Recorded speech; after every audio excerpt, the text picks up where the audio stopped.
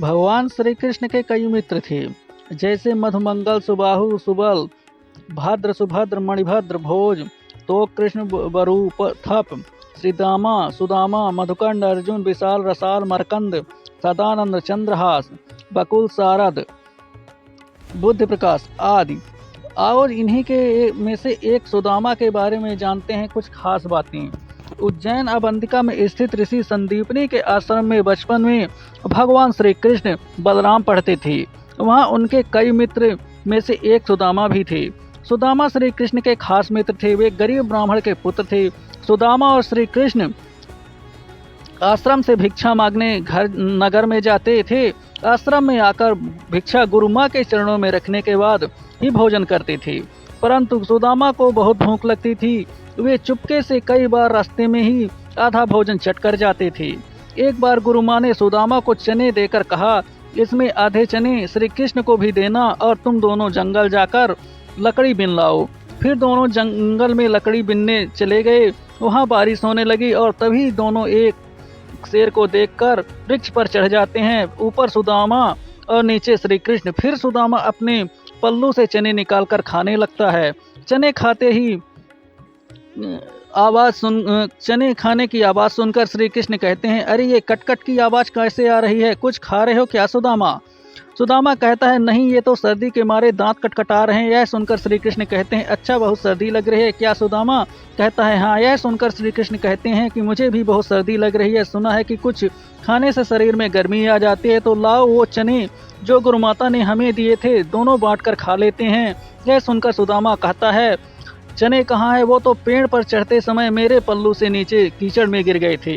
यह सुनकर श्री कृष्ण समझ जाते हैं और कहते हैं, ओह, यह तो बहुत बुरा हुआ। यह सुनकर नीचे की डाल पर बैठे श्री कृष्ण अपने चमत्कार से हाथों में चने ले जाते हैं और ऊपर चढ़कर सुदामा को देकर कहते हैं कि पेड़ पर फल तो नहीं, लेकिन मेरे पास ये चने हैं। सुदामा कहते हैं, यह तुम्हारे पास कहाँ से आए? तब श्री कृष्ण कहते हैं कि वह मुझे भूख कम लगती है ना, जब पिछली बार गुरु माता ने जो चने दिए थे वह अब तक मेरी आंटी में बधे हुए थे। ले लो, अब जल्दी से खा लो। यह सुनकर सुदामा कहता है, नहीं नहीं, मैं इसे नहीं ले सकता। अब मैं श्री कृष्ण से पूछते हैं, क्यों नहीं ले सकते? सुदामा रोते हुए कहता है, क्योंकि मैं इसका अधिकारी नहीं हूँ और मैं तुम्हारी मृतता का भी अधिकारी नहीं हूँ। मैंने तुम्हें धोखा दिया है कृष्ण, मुझे क्षमा कर दो। कृष्ण कहते हैं, अरे जिसे मित्र कहते हो उसे क्षमा मांगकर उसे लज्जित ना करो मित्र। इसी प्रकार एक बार श्री कृष्ण सुदामा को वचन देते हैं कि मित्र, जब भी तुम संकट में खुद को पाओ तो मुझे याद करना, मैं तुम्हारी मित्रता जरूर निभाऊंगा। बलराम और श्री कृष्ण को आश्रम में भिन्न भिन्न कार्य करते देख एक बार श्री कृष्ण, बलराम, सुदामा भिक्षा मांगने के लिए जाते हैं। एक द्वार पर खड़े होकर तीनों भिक्षाम देही कहते हैं, तो एक महिला अपनी बेटी के साथ भिक्षा लेकर बाहर आती है और कहती है कि ब्रह्मचारियों, आज आने में बहुत देर कर दी। यह सुनकर श्री कृष्ण कहते हैं, माता, आज सारे आश्रम में सफाई करनी थी, बहुत काम था, इसलिए विलंब हो गया, आपको प्रतीक्षा करनी पड़ी, उसके लिए क्षमा करें। यह सुनकर वह महिला कहती है, अरे क्षमा कैसी, मैं तो इसीलिए प्रतीक्षा कर रही थी कि रोज तुम रूखी सूखी रोटी लेकर जाते हो। आज घर में मालपुआ बनने थे तो मैंने सोचा तुम जल्दी आ जाओगे तो गरम गरम खाओगे। देखो, मैंने कपड़े में बांधकर मालपुआ गरम गरम रखे हैं तुम्हारे लिए है। देखकर सुदामा का मन ललचा जाता है और वह कहता है, मालपुआ, आज मालपुए बने हैं? वह महिला कहती है, हाँ, आज घर में पूर्णमासी की पूजा थी। फिर भी वह तीनों को मालपुए देकर कहती हैं, अब इसे जल्दी से खाओ, गरम गरम खाने में आनंद आता है। सुदामा तो खाने ही वाला रहता है कि तभी श्री कृष्ण कहते हैं, नहीं माता, हम यहाँ नहीं खा सकते। वह महिला पूछती है, क्यों? तब श्री कृष्ण कहते हैं, आश्रम का यही नियम है कि सारी भिक्षा गुरु चरणों में अर्पित कर दी जाए, फिर वह उसमें से जितना दे वही हमें खाना चाहिए। यह सुनकर सुदामा को अच्छा नहीं लगता है। यह सुनकर वह महिला गुरु के लिए भी मालपुए का एक पैकेट दे देती है। अब तीनों के पास से 4 पैकेट हो जाते हैं। फिर तीनों वहां से चले जाते हैं। रास्ते में एक नदी के किनारे रुककर बलराम और श्री कृष्ण हाथ मुंह धोने जाते हैं। इसी दौरान सुदामा मालपुए निकालकर चुपचाप खाने लगता है।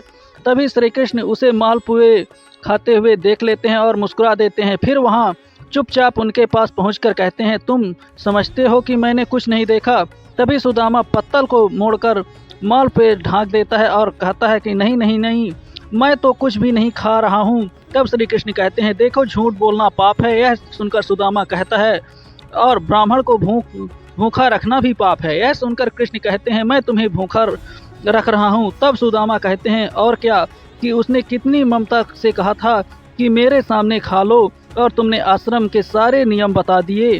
तब श्री कृष्ण कहते हैं कि नियम तो है, गुरुदेव को पता चलेगा तो वो क्या कहेंगे। यह सुनकर सुदामा कहता है, गुरुदेव को कैसे पता चलेगा, रोज हम 3 रोटी लेकर जाते हैं, तो आज तो भी 3 रोटी लेकर जाएंगे।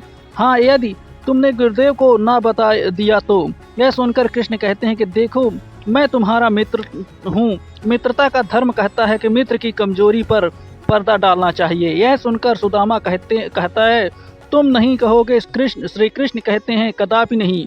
यह सुनकर सुदामा कहता है, तो फिर सारे मालपुए खा लूँगा। श्री कृष्ण कहते हैं, हाँ खा लो। फिर सुदामा खा लेता है। श्री कृष्ण मालपुए की एक पत्तल निकालकर सुदामा को देते हैं और कहते हैं, ये तुम्हारे हिस्से की भिक्षा हो गई, गुरुमाता को दे देना। यह देखकर सुदामा प्रसन्न होकर कहता है, कुछ भी कहो, तुम मित्र बड़े खरे हो। कहते हैं कि सुदामा जी भिक्षा और दीक्षा के बाद अपने ग्राम अस्मावतीपुर वर्तमान पोरबंदर में भिक्षा मांगकर अपना जीवन यापन करते थे। सुदामा एक गरीब ब्राह्मण थे। विवाह के बाद वे अपनी पत्नी सुशीला और बच्चों को बता रहे थे कि वे मेरे मित्र द्वारिका के राजा श्री कृष्ण हैं, बहुत ही उदार और परोपकारी हैं। यह सुनकर एक दिन उनकी पत्नी ने डरते हुए उनसे कहा, यदि आप अपने मित्र साक्षात लक्ष्मीपति हैं और उदार हैं तो आप क्यों नहीं उनके पास जाते हैं, वे निश्चित ही आपके प्रचुर धन देंगे। आपको कष्टमय गृहस्थी में थोड़ा बहुत तो सुख आ जाएगा। सुदामा संकोच बस पहले तो वो मना करते हैं, लेकिन पत्नी के आग्रह पर एक दिन वे कई दिनों की यात्रा करके द्वारिका पहुंच गए। द्वारिका में द्वारपाल ने उन्हें रोका। मात्र एक ही फटे हुए वस्त्र को लपेटकर गरीब ब्राह्मण जानकर द्वारपाल ने उसे प्रणाम कर यहाँ से आने का आशय पूछा। जब सुदामा ने द्वारपाल को बताया कि मैं श्री कृष्ण का मित्र हूँ, तो द्वारपाल को आश्चर्य हुआ। फिर भी उन्हें नियमानुसार सुदामा जी को वहीं ठहरने को कहा और खुद महल में गया और श्री कृष्ण से कहा, हे प्रभु, फटे हाल दीन और दुर्बल ब्राह्मण आपसे मिलना चाहता है और जो आपको अपना मित्र बताकर अपना नाम सुदामा बतलाता है। द्वारपाल के मुख से सुदामा नाम सुनकर प्रभु सुध-बुध होकर नंगे पैर ही द्वार की ओर दौड़ पड़े।